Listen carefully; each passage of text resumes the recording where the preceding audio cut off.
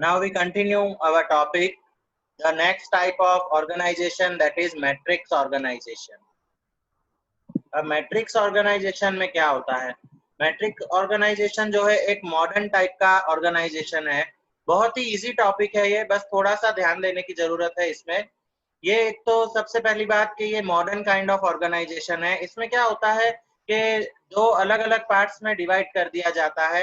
एक अलग अलग प्रोजेक्ट्स इसमें दिए जाते हैं और एक एक प्रोजेक्ट के लिए एक एक प्रोजेक्ट मैनेजर रखा जाता है।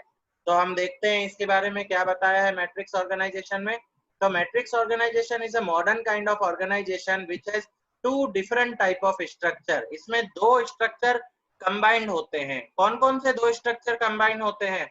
One is the simple kind of structure which forms the part of decision making. पहला जो पार्ट होता है, पहला जो स्ट्रक्चर होता है वो सिंपल स्ट्रक्चर होता है। सिंपल स्ट्रक्चर कब काम में आता है, कौन से काम में आता है? डिसीजन लेने के काम में, डिसीजन मेकिंग में यूज होता है।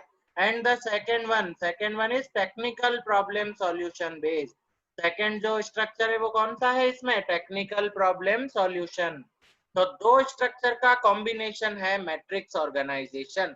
कौन से दो ऑर्गेनाइजेशन का कॉम्बिनेशन है? सबसे पहला इसमें सिंपल स्ट्रक्चर है और सिंपल स्ट्रक्चर का यूज क्या है? Decision making. और दूसरा इसका कौन सा स्ट्रक्चर है? Technical problem solution structure.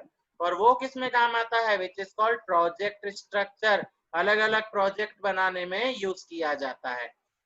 The combination of both this result in matrix organization. इन दोनों ऑर्गेनाइजेशन को कंबाइन करके जो एक मिक्स ऑर्गेनाइजेशन बनाया गया है उस ऑर्गेनाइजेशन का नाम है मैट्रिक्स ऑर्गेनाइजेशन। फिर से ध्यान से सुनेंगे हम। मैट्रिक्स ऑर्गेनाइजेशन में दो स्ट्रक्चर आते हैं। पहला आता है सिंपल स्ट्रक्चर, दूसरा आता है technical problem solution based structure. Simple structure किस यूज के लिए होता है? डिसीजन मेकिंग के लिए। और टेक्निकल प्रॉब्लम सॉल्यूशन बेस्ड किसके लिए होता है? प्रोजेक्ट स्ट्रक्चर के लिए होता है। तो simple structure and technical based solution structure, इन दोनों का जो कॉम्बिनेशन है उस कॉम्बिनेशन को बोला जाता है matrix organisation. So matrix organisation is a modern organisation which is involving work based and project based peculiarities. इसमें कौन सी दो चीजें आती है? Work based and project based. Project based मतलब एक स्पेशल टास्क होता है, वर्क बेस्ड मतलब उस स्पेशल टास्क को अचीव करने के लिए हम जो एफर्ट्स पुट कर रहे हैं। In this type of organisation the specialised work needs are given benefits. At the same time, project management benefits are also obtained. It is multi-phase structure. ये एक से ज्यादा फेस वाला स्ट्रक्चर है क्योंकि सबसे पहले तो इसमें दो स्ट्रक्चर कंबाइंड है।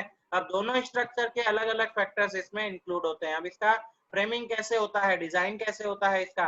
तो matrix organisation we find the combination of work based and project based. In this type of organization, each project manager is given different type of work responsibility. सबसे पहले तो पूरे यूनिट में जितने भी काम हैं उन सब काम को एक एक प्रोजेक्ट में डिवाइड कर दिया जाता है। एक एक प्रोजेक्ट के लिए एक एक प्रोजेक्ट मैनेजर को अपॉइंट किया जाता है। वो प्रोजेक्ट मैनेजर अपने पूरे प्रोजेक्ट को हैंडल करेगा और उसको हैंडल करने के लिए उसको पूरी अथॉरिटी रिस्पॉन्सिबिलिटी दी जाएगी। जैसे ही उसका एक प्रोजेक्ट सक्सेस हो जाएगा, कंप्लीट हो जाएगा, फिर बाद में उसको सेकंड प्रोजेक्ट दिया जाएगा। तो इस ऑर्गेनाइजेशन को बोलते हैं matrix organisation. In this type of organisation each project manager is given different type of work responsibility as many project managers are appointed as per the number of project. जितने ज्यादा project होंगे उतने ज्यादा project manager appoint किए जाएंगे। The responsibility of the project manager is to successfully complete the project assigned to him. He is also responsible to complete on time. उसकी ये भी रिस्पॉन्सिबिलिटी है कि उसको अच्छी तरह पूरा करे, साथ साथ में टाइम पे पूरा करे। The expert from different staff members are obtained from different work areas. Such kind of selected experts are divided into different groups. For example, computer expert, research expert, manufacture and creation special expert, technical expert, etc. These kind of experts are obtained from different work groups. Once when the work is done, they are sent to their respective work areas. जब तक project चल रहा है तब तक हमने जिन special लोगों को बुलाया है वो स्पेशल लोग जो है यहाँ पे प्रोजेक्ट एरिया में रहेंगे। जैसे ही प्रोजेक्ट कंप्लीट हो जाएगा वो एक्सपर्ट्स अपने अपने वर्क फील्ड में वापस चले जाएंगे. So once when the work is done, they are sent to their respective work areas to which they belong. The matrix organization structure can be drawn in the following manner. अब अपन इसका design देखें, इसका chart नीचे देखते हैं हम. तो इसमें हम देखें तो मैट्रिक्स ऑर्गेनाइजेशन में पूरी अथॉरिटी है जनरल मैनेजर के पास. जनरल मैनेजर ने क्या किया है, अपने जितने भी काम थे उन सब काम को एक एक प्रोजेक्ट में डिवाइड किया. Project number 1, project number 2, project number 3. एक एक प्रोजेक्ट के लिए उसने एक एक मैनेजर रखा. प्रोजेक्ट नंबर 1 के लिए मैनेजर, प्रोजेक्ट नंबर 2 के लिए मैनेजर, प्रोजेक्ट नंबर 3 के लिए भी मैनेजर. अब इसमें क्या किया, अब प्रोडक्शन डिपार्टमेंट से प्रोडक्शन के जो एक्सपर्ट होंगे उनको बुलाया जाएगा. परचेज डिपार्टमेंट से जो परचेज के एक्सपर्ट होंगे वो आएंगे. इंजीनियरिंग के जो एक्सपर्ट होंगे वो इंजीनियरिंग से आएंगे. रिसर्च डेवलपमेंट डिपार्टमेंट से जो एक्सपर्ट होंगे वो प्रोजेक्ट में इंक्लूड होंगे. तो ये जो अलग अलग डिपार्टमेंट है, प्रोडक्शन, परचेज, इंजीनियरिंग, रिसर्च, इन सब में जो एक्सपर्ट होंगे वो expert in project number 1, project number 2 और प्रोजेक्ट नंबर 3 में इन्वॉल्व किए जाएंगे. जैसे ही ये प्रोजेक्ट कंप्लीट हो जाएंगे, सक्सेस हो जाएंगे, वैसे ही इन एक्सपर्ट्स को वापस अपने अपने डिपार्टमेंट में वापस भेज दिया जाएगा. ये था मैट्रिक्स ऑर्गेनाइजेशन. क्या किसका कॉम्बिनेशन है ये?